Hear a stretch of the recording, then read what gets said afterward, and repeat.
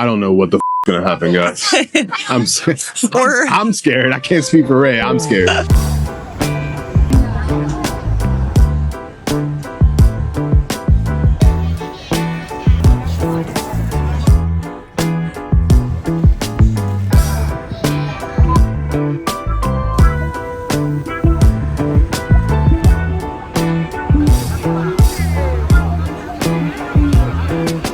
You guys, we are in Chongqing, China, and it is the middle of Golden Week. So Nick and I, along with the rest of the world, will be spending the next couple of days exploring this gorgeous and crowded cyber city. I feel like Chongqing came into Western consciousness during the pandemic. It's like we all just woke up to the fact that the largest city in China was a place that none of us had ever heard of.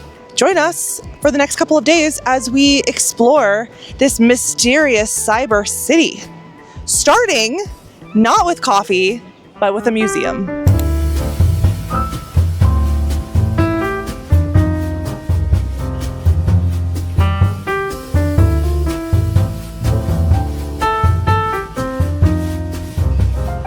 We just popped into the Chongqing Art Museum, which we actually had no plans of doing, but it was completely and totally free, so we figured why not? The exhibit itself features Chinese artists only, and it had these really cool modern art pieces. Totally a worthwhile stop, like if you're in the neighborhood for sure.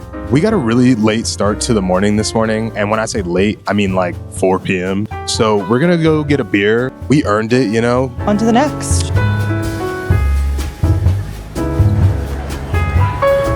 Okay guys, after the museum, disaster struck because our camera was on the fritz. Y'all always ask what camera we shoot with, and it's the DJI Osmo Pocket 3, like every good vlogger. But we've been working off of this janky ass SD card, which finally just gave up. So we had to go into like 4 different malls to find a place that would sell us an SD card, which we did. So now we are back and better than ever. We are headed over to this area called the Longshan Temple. According to Dian Ping, is where all the cool kids are hanging out these days in Chongqing. So let's go make it even cooler.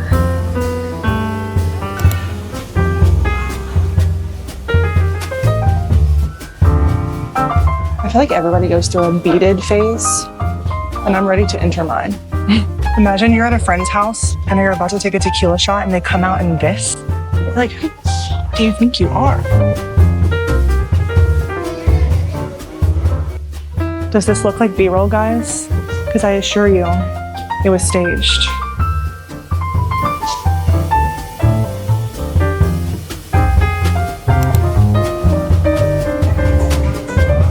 I got a lager. It's actually good though. My Pilsner's great. You know, I feel like a lot of like craft brewing, it's like, it says it's fruity and then you get it, you're like, oh yeah, there's fruit in this for sure. Like blended into like the Yeah. But most of the time it's like, I just want there to be notes of fruit, not like the actual taste of fruit in my beer. And this is delivering on that. You guys, as I expected, this area is an insta-baddie city.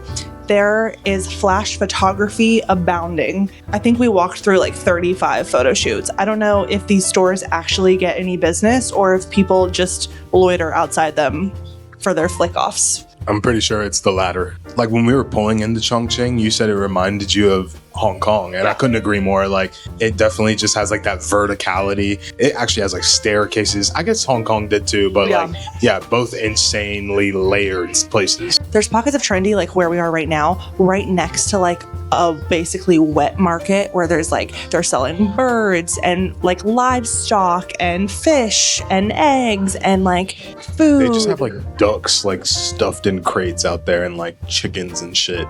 And I've never really, I feel like most of the time when you go to like a market like that, the meat is already butchered.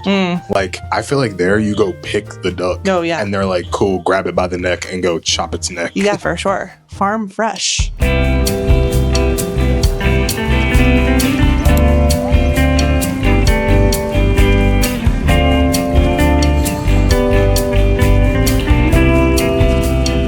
Okay, you guys, we found ourselves at another adorable beer bar. This one even more hidden than the one before.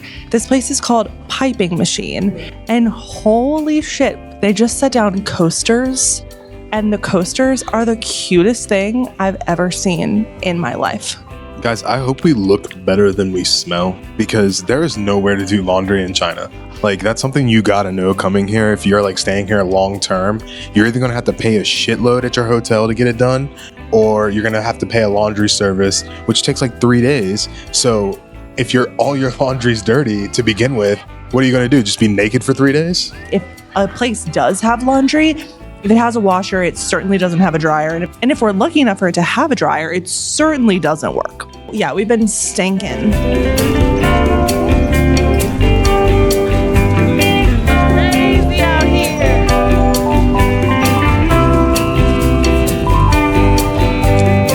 Okay, you guys, holy shit. You know how the thing that everybody says on the internet about Chongqing is that you'll be walking down the street and then you'll look down and realize that you're not actually on street level, you're actually up high?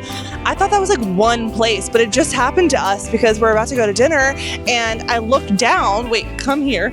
I looked down and we're like 17 stories in the air. I thought we were on the ground level because I guess we are up here, but then down there's all this shit. This isn't crazy. Okay, we're taking this elevator.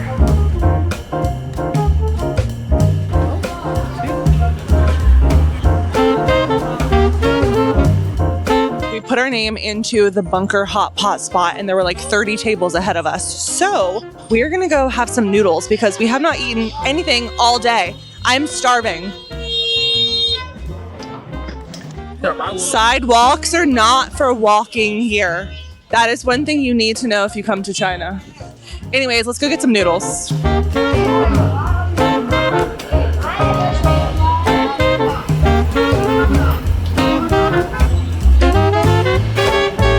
We stopped to get these noodles to tie us over until hopefully we get into this hot pot cave. And Ray, take it away, honestly. I don't really know. These are mashed potato and beef noodles, which I think is a Sichuan thing. Someone smarter than me, drop the info in the comments. But it's little chunks of potato, some malo spices, and braised beef. And it looks delicious. Oh good. It's super fucking spicy, actually. With the starchiness from the potato, coats the noodles in a way that I really enjoy. It's like a flash of white hot spiciness when Totally. you put it in your mouth.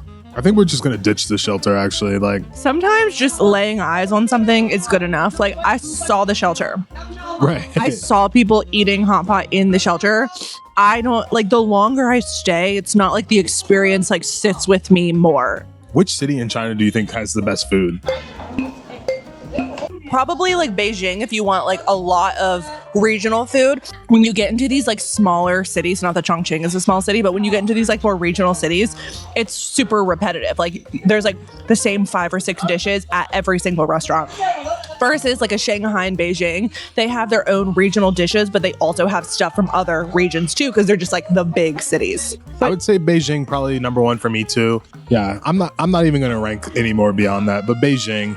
I know the worst is Shanghai, for sure. If you had to rank the cities that we visited so far in China, like what would you say 1 through 4? Maybe Beijing is number 1. It's just like a big city that has like community vibes. Second would be probably Xi'an because the food is great and the city itself is just like really cool. Like there's like the Islamic quarter, which is sick. Do you agree with me so far? I would say Beijing, Xi'an, Chongqing, Chengdu, Shanghai. For me. Yeah, guys, we started our trip in Shanghai and like it was cool. Whenever I had just been to Shanghai, I was like, yeah, the city is really cool. And I would like maybe want to live in Shanghai versus like some of these other places.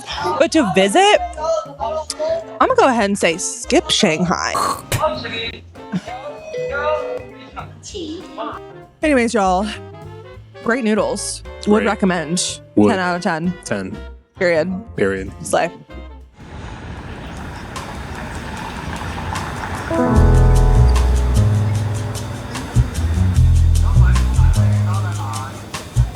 Good morning, people. It is a new day in Chongqing, and Ray and I are headed to a cute-ass coffee shop, but Ray would like to share a few words about Golden Week, I think.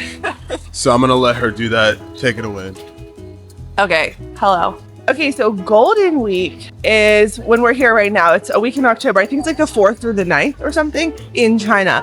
And it's the longest stretch of time off that a lot of people have in China. The holiday is National Day, which celebrates the founding or like the victory of the Chinese Communist Party. And they just basically stretched it out a week for the plot so people can party and have time off. There is so much domestic tourism in China, especially around Golden Week, that it's just like the trains are packed, like the cities are packed, everything is chaos. So if you can avoid coming to China during Golden Week, I would suggest that you do. Now on to coffee.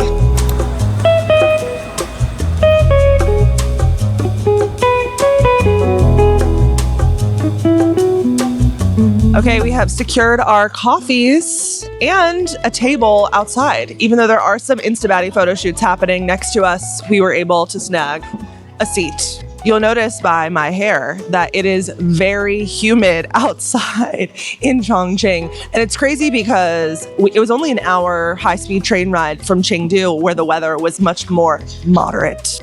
Anything else we should say about the weather before I try this coffee? Nothing on my end to report.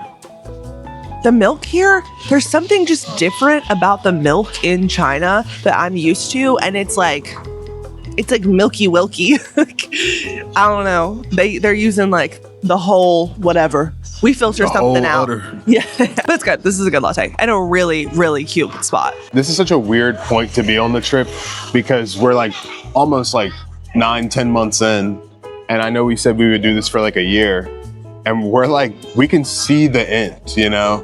It's really tough to live in the moment when you don't have your future figured out because like you're like constantly just fretting and filled with anxiety over like how you're gonna figure out the rest of your life. Just thought I would share that with you guys. I don't know. I feel less stressed than I thought I would. Like that was my biggest fear going into this year-long trip was that I wouldn't be able to enjoy it because I would know that it was coming to an end. But I've like leaned heavy on delusion. I'm just like, yeah, like something's gonna happen, y'all. I don't know what the fuck's gonna happen, guys. I'm scared. I can't speak for Ray. I'm scared.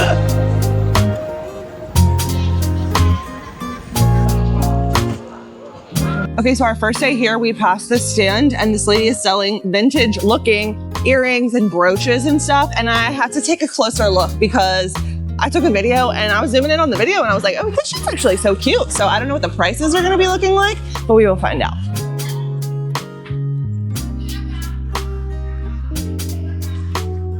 Like this shit is just so cool. I saw these and liked them. I mean, they're definitely not vintage. It's definitely like costume jewelry, but it's still so cool. Not like those. Yeah, hey. This is cool. I don't know what it is for, but like you can also wear it as like a pendant, you know? Right. This is sick. All these, I mean, if you know what to do with a brooch, girls, do we like the flowers? Honestly, like this one the best. The best? Yeah. Right in the back, yeah. Wait. How much were they?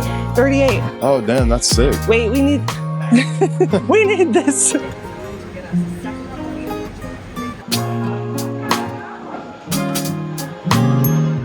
Okay, Nick is going to get us second coffees from this really cute bakery, but I thought I would show you guys what I got. Thing number one was this ring. It's like, as I've seen it more, I don't know. I think it's kind of cool, but it is really loud. But it's just like a thick silver drippy situation. And then I got these like costume jewelry, thick silver earrings. Just what I need for backpacking through Asia. But I feel like these are really cool. I haven't gotten earrings since Hong Kong. I got these little ones and I wear them every day. I love them so much. I feel like earrings are such a cheap way to like have a souvenir that you actually use that like reminds you of a time, you know what I mean? And it's usually not that expensive, so.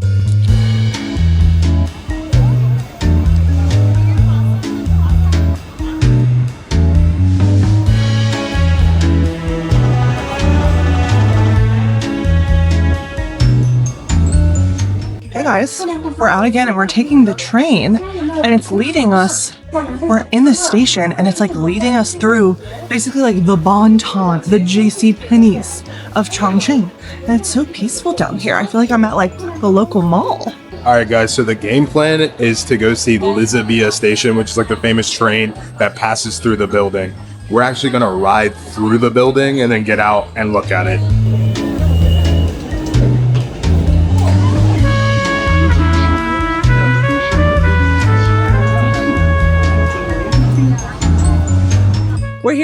Ziba train station to watch a train go through a building.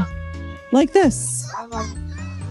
It's literally just apartments on top of a train station. So it's not really that crazy, but I guess it creates a cool visual effect, which brings out masses. And there's literally like a 5-story gift shop surrounding the train station. That's the most China shit ever, is like where there is any type of attraction, the commerce comes quickly. I mean, that's like anywhere though, honestly, but No one does it like China. yeah. There were waterfalls inside there, and they were selling like rabbit jerky at 75 different stalls. It was like a whole set. It was crazy.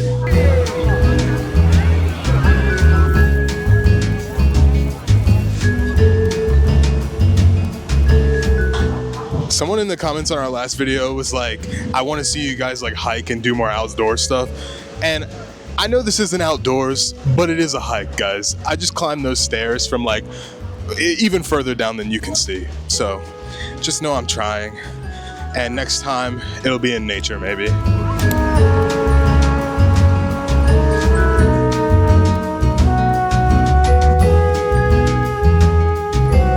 We have found for you the cutest bar in all of Chongqing and maybe in all of the world. Because there's nothing like a Negroni on an empty stomach Nothing like it. to get the night going. Yeah. Makes you dizzy in a way that nothing else can. So the bar itself is situated on a main road where like all of these tour buses are parked. So it kind of blocks the sidewalk and leads to a very precarious situation to come here. And then when you arrive, it's in a cave. And it's sort of this like labyrinth of different cute and unique seating areas. So we just helped ourselves to a booth and now we're here. That's like such a hard thing about China is like if you're not plugged in on the maps, like Baidu Maps is sort of their Google Maps and it's all in Chinese. So it's just a bitch to find places. You know, it's funny, actually, we got a comment. A guy was saying, you know, it's much easier for an American or English speaker to go to China and navigate around as opposed to a Chinese person to go to America. And I was like, totally. Like, we're not accommodating at all. We like literally border Mexico and Latin America. Yeah, like, Spanish is our national second language if we just weren't dicks. Literally. We talk a lot about Insta baddies on this channel. I really think about it whenever we're in Asia because like everywhere we go, people are getting flicked up and flicked down. I was never an Insta baddie, okay? But I'm like like I feel the urge, you know? Like whenever I see a cute little set, I'm like, that's awesome. And like, how would I look in front of it? You say this, but I take the best photos of Ray sometimes and like they won't even get a story repost and they damn sure won't see the timeline. No, because it's like, it's so indulgent. I mean, says the person with a freaking YouTube channel, but like it's so indulgent to just like post photos of yourself. And then you go somewhere and you're like, sick, but like, what about if I was in front of this site? Like Ray's been posting like on Instagram for like 3 days and we're about to pass the amount of subscribers we have on YouTube. And that honestly pisses me off. Well, number one, let me just say, as someone who's now very active on short form, I absolutely hate that shit. It's really troubling because I know that I need to do it. And it's like exciting when you see growth, but I just feel like I'm inviting in so much hate. People judge you on what they can see of you. Totally. And then on short form, they don't see that much of you. And then they judge you based on even like, at least in long form format, you guys get to see a more well-rounded like vision of us. Yeah. And it's crazy. Like Ray and I are very sensitive actually. Like if we get one mean comment, we're like, it sits with fuck. You know, like, yeah, we think about it. Like you like kicked me off my high horse. Like, yeah. What do you mean I'm not perfect? By the way, like it's been insane how nice you guys are in the comments of our videos. Like I literally can't even believe it. Like I'm almost like uncomfortable with it. But you know, I guess I'm happy about it. But it's like it's just insane. Keep it coming, guys. I mean, I'm not gonna complain.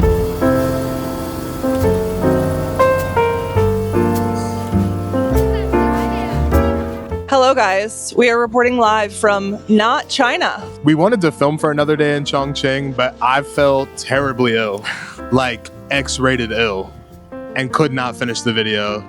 So we're coming to you live from an undisclosed location to wrap this video. Chongqing was cool though. When Nick fell ill, I had a whole day. Maybe I'll make an Instagram reel about it. So follow us there. I had a whole day, went to a cute thrift shop, went to a cafe, Y'all didn't see any of it, but just know that Chongqing was actually very cool. Yeah, totally. I feel like it's kind of a must if you go to China. Like Chongqing, you can't miss it. It's the biggest city there. And it's like one of the coolest cities for sure. China, man. I initially was like not really in love with the idea, but Ray kind of talked me into it. And now that I've done it, I'm glad that I did it. It just came so late into our trip, you know. Like I'm at a point in the trip where I just want to like be in cruise control, Or on a cruise. or on a cruise. It was a lot of fun. I feel like China is like one of those places like it's You just have to go. It's unlike anywhere. Yeah. And I feel like especially like from like, you know, our American brains we can't like really wrap our minds around a place that's like so much on its own ecosystem. Yeah.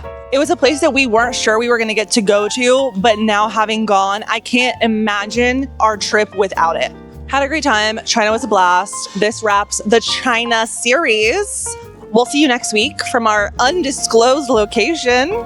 Like, comment, subscribe, press the hype button if that's still a thing. Share us with your friends. You know the vibes.